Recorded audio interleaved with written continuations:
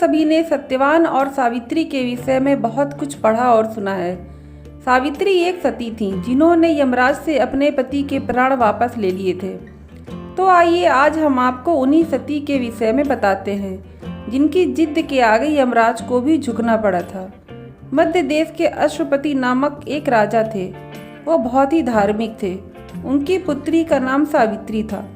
सावित्री जब विवाह योग्य हुई तो महाराज उनके विवाह के लिए चिंतित हो गए।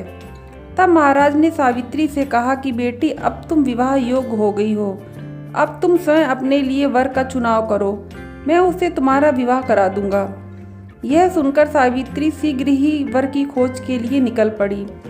वह राज ऋषियों के रमणीय तपोवन में गईं। कुछ दिन तक वह वर की तलाश में घूमती रहीं। एक दिन मध्य राज अश्वपति अपनी सभा में बैठे हुए थे, देव ऋषि से बातें कर रहे थे। उसी समय सावित्री मंत्रियों सहित लौटी। तब राजा की सभा में नारद जी भी मौजूद थे। तब राजकुमारी दरबार में पहुंची तो राजा ने उनसे वर चुनाव के बारे में पूछा। तो सावित्री ने कहा कि शाल्व देश के राजा के पुत्र जो जंगल में पले बढ़े हैं, उन्हें पति के रूप में स्वीकार किया है। उनका नाम सत्यवान है। तब नारद जी राजा से बोले, राजन, ये तो बहुत दुख की बात है, क्योंकि उस वर में एक दोष है। नारद जी ने कहा कि जो वर सावित्री ने चुना है उसकी आयु कम है, वह सिर्फ 1 वर्ष के बाद मरने वाला है। तब सावित्री ने कहा, पिताजी, मैं सत्यवान से ही विवाह करूंगी, आप उससे मेरा कन्यादान कर दें। तब राजा ने धूमधाम से पूरी विधि विधान से सावित्री का विवाह सत्यवान से करा दिया। सत्यवान और सावित्री के विवाह के 1 वर्ष पूरे होने वाले थे। जिस दिन सत्यवान की मृत्यु होने वाली थी वह दिन करीब आ चुका था। सावित्री एक दिन गिनती रहती थी। उसके दिल में नारद जी का वचन सदा बना रहता था।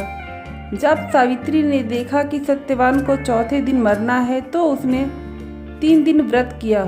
चौथे दिन जब सत्यवान जंगल में लकड़ी काटने गया तो सावित्री ने कहा, मैं भी चलूंगी। तब सत्यवान ने सावित्री से कहा, व्रत के कारण तुम कमजोर हो गई हो, जंगल का रास्ता बहुत कठिन और परेशानियों भरा है, इसलिए आप यहीं पर रहें। लेकिन सावित्री नहीं मानी। उसने जिद पकड़ ली और सत्यवान के साथ जंगल की ओर चल दी।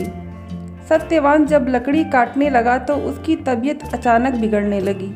वह सावित्री से बोला, मैं स्वस्थ महसूस नहीं कर रहा हूँ, मुझमें बैठने की भी हिम्मत नहीं रही। अब सावित्री ने सत्यवान का सिर अपनी गोद में रख लिया। इतने में ही वहाँ बहुत बड़ा पुरुष दिखाई दिया जिसके हाथ में पाश था। वो यमराज थे। सावित्री ने कहा, आप कौन हैं? तब उसने कहा, मैं यमराज हूँ। इसके बाद यमराज सत्यवान के शरीर से प्राण निकालकर दक्षिण दिशा की ओर चल पड़े। तब सावित्री बोली, मेरे पति जहाँ आप लेकर जाएंगे मैं भी वहीं लेकर के जाऊंगी। तब यमराज ने सावित्री को समझाया कि वो सत्यवान के प्राण नहीं लौटा सकते, तुम और कोई वर मांग लो। तब सावित्री ने अपने ससुर की आंखें मांग ली। यमराज ने कहा, तथास्तु। लेकिन सावित्री फिर यमराज के पीछे पीछे चलने लगी।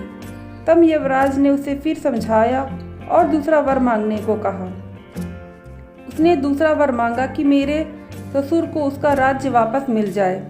इसके बाद तीसरा वर मांगा, मेरे पिता जिनके कोई पुत्र नहीं है उनके 100 पुत्र हों।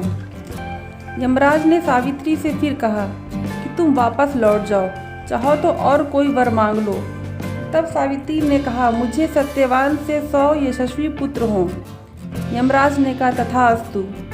यमराज फिर सत्यवान के प्राण लिए आगे बढ़ने लगे। सावित्री ने फिर भी हार नहीं मानी। तब यमराज ने सावित्री से कहा, वापस लौट जाओ। तो उसने कहा, आपने ही मुझे सत्यवान से 100 यशस्वी पुत्र होने का वरदान दिया है। तब यमराज ने सत्यवान को पुनः जीवित कर दिया। उसके बाद सावित्री सत्यवान के शव के पास पहुंची और थोड़ी ही देर में सत्यवान के शव में चेतना आ गई और इस तरह सावित्री ने यमराज से अपने पति के प्राण बचाए। हर सुहागिन महिलाएं इसी कारण वट सावित्री का व्रत और पूजन करती हैं ताकि उनके पति दीर्घायु हों, उन्हें कोई तकलीफ ना हो और वो सदा सुहागिन रहें। आपको मेरी कहानी कैसी लगी कमेंट बॉक्स में ज़रूर लिखें और मेरे चैनल को लाइक और सब्सक्राइब ज़रूर कीजिए।